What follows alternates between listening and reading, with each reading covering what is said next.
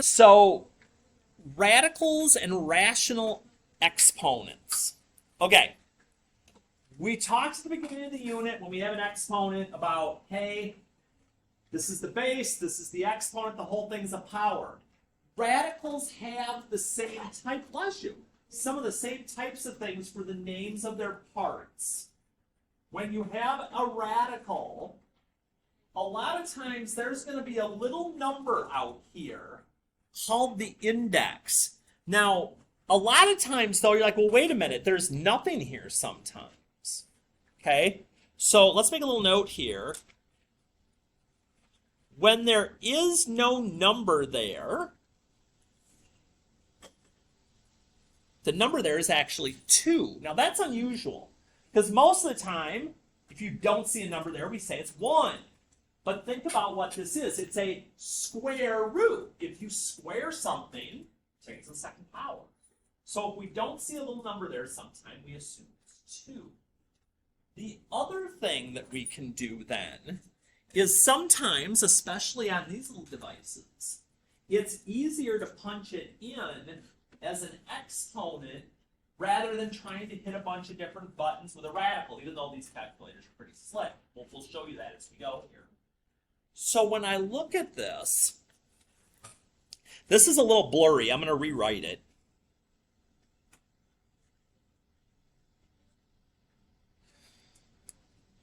So here's basically what we're looking at. When you're looking at a radical, the exponent on the number goes on the top of your fraction. The little index number on the outside goes in the denominator. And vice versa, if I have it this way, that's my exponent, that's my root.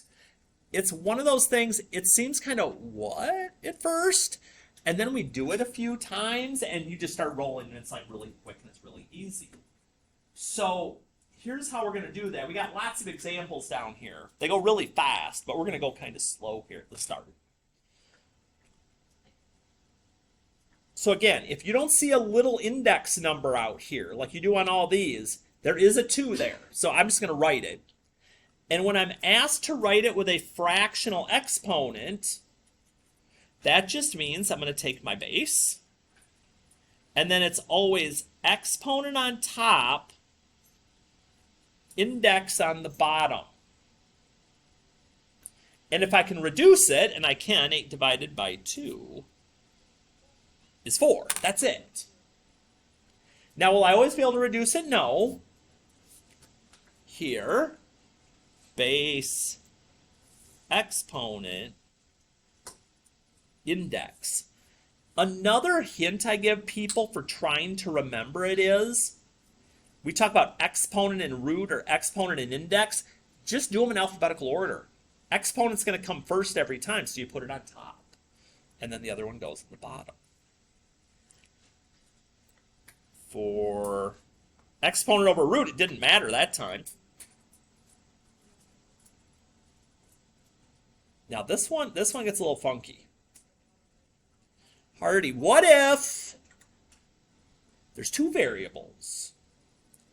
Do them each separately. So, okay, I'm going to ignore f for a minute.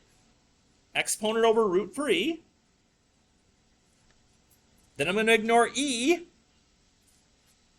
Exponent over root for f. That's it. So whether there's 1 variable, 2, 3, it doesn't matter. You're going to do each one separately on its own and work those through. So fractional exponents, not bad. But in math, sometimes we got to be able to go both directions with things. So sometimes you may have it as a fractional exponent and we want to make it a radical. So I'm going to kind of use what I see up here as my example to try and do this. Okay, 2 is my base, so there's the big number that goes under. This is the exponent. This is the root. This is the exponent. This is the root. It might not be a bad idea to actually label them like that here at the start. A is my base. 3 is my exponent. 5 is my root. So I'm not really simplifying anything. I'm just rewriting it. Now, this one's a little more interesting. Shh, shh, shh. There's my exponent. There's my root. I don't mind if you leave it that way, but I mean, I could do 5 squared. So I mean, I could write it this way. That way's fine. Either one's good.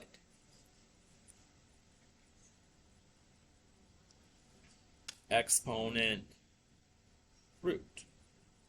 Okay, nothing bad. So you're like, what's the point of this again? Sometimes depending on what problem you're solving or how you're using it, one can have an advantage over the other, is the main reason we do this. But we don't include it in those lessons because we want you to know how to do it ahead of time. So now, you're like, wait, evaluate expressions, rational, try without a cap, use your chart. What is all this? I've gone away from the chart because I know the reality. The reality is, if you have these, you're going to use them. So, let's check this out. We're going to put a little addition on this, though.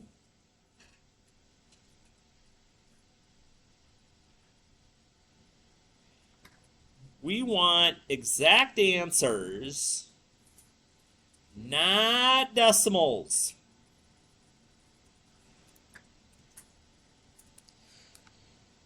So at this point, we've played with the calculator enough, I think. 9. The 3 halves, if you're in an exponent, you don't even have to do the parentheses. It'll just do it. And the reason it's doing that is, if you did 9 to the 3rd power, which is the exponent, okay, that's 729, the 2 is my root. Square root of 729 is 27. So you can see where there might be a benefit into playing that sum, but to be honest, again, you're not going to be where you're not with a calculator. So we're just going to type them in. Now, we're not doing decimals. Don't do it. Don't do it. Don't do it. Don't do it. Not rolling that way.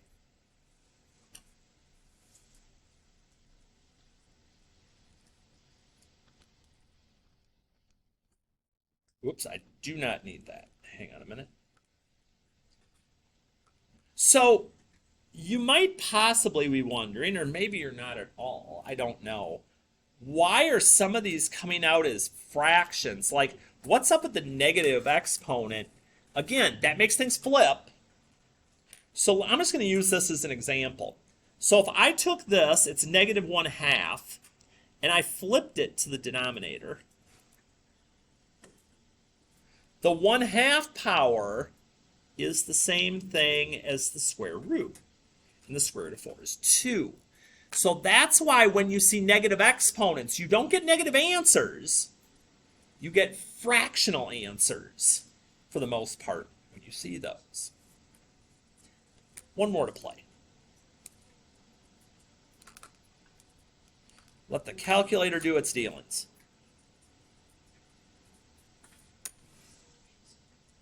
And work that through. Okay, so if you ever need help with the exponent buttons or things, let me know. I will absolutely help. Okay, we're almost there. Use a graphing calculator to approximate. Round your answers to the nearest hundredth. Okay. These, exponent, hearing way too many side things again, especially from some of you that told me we were going to do things differently today.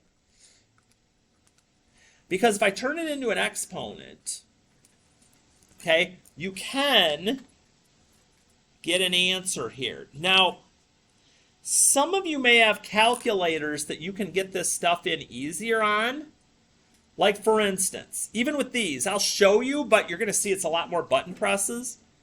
I can go to math, and this one that has the little X out there, if I click on that, I can put the 4 out there. I can put the 5 in here. And then I can put parentheses around it to the third. But like that's a lot of button presses to get to the same thing. It's going to be faster if you just go exponent over root and get to the decimal that way.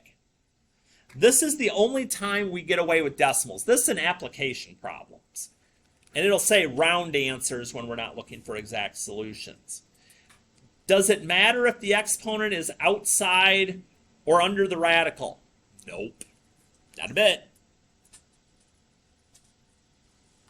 Exponent over root, nothing different.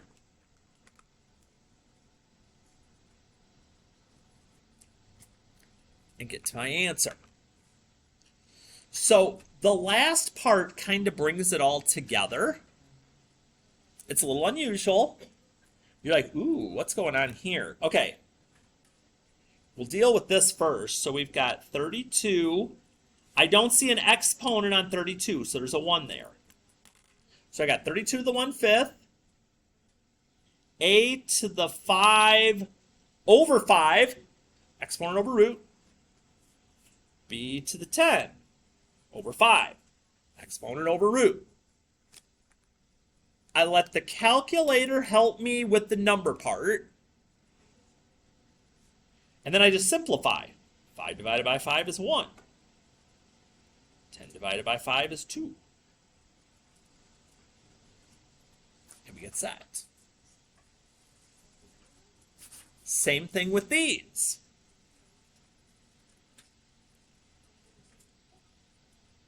Exponent over root. Exponent over root. And again, when it simplifies, and more times than not it will,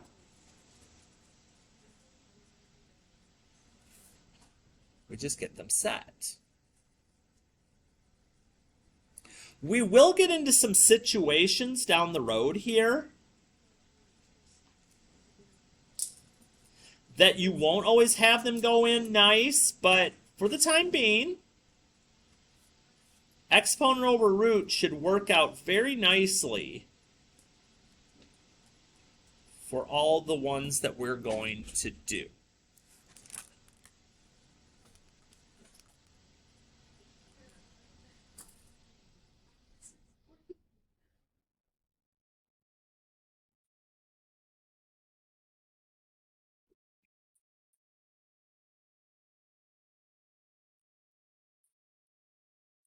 Get it simplified. So like I said, not a ton of math work to do today. It's just more about understanding where the numbers go and things. So when we do start using them for other purposes, you know where you're going to be heading. So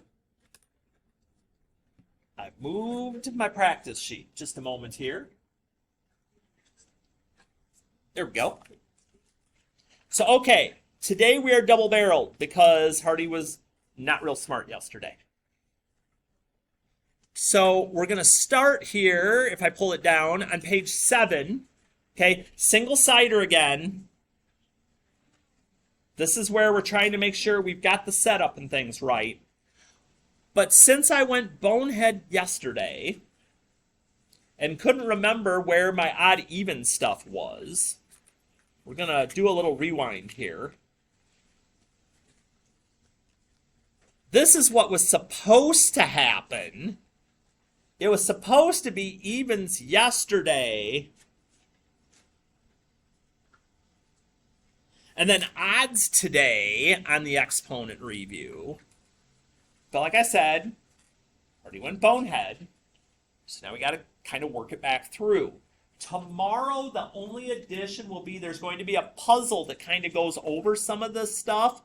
It won't take the whole period. I'm purposefully giving you a little bit of time if you need to fix something up, get a quiz redone, get it fixed, get it finished, whatever it is, to be able to do that before your long weekend. So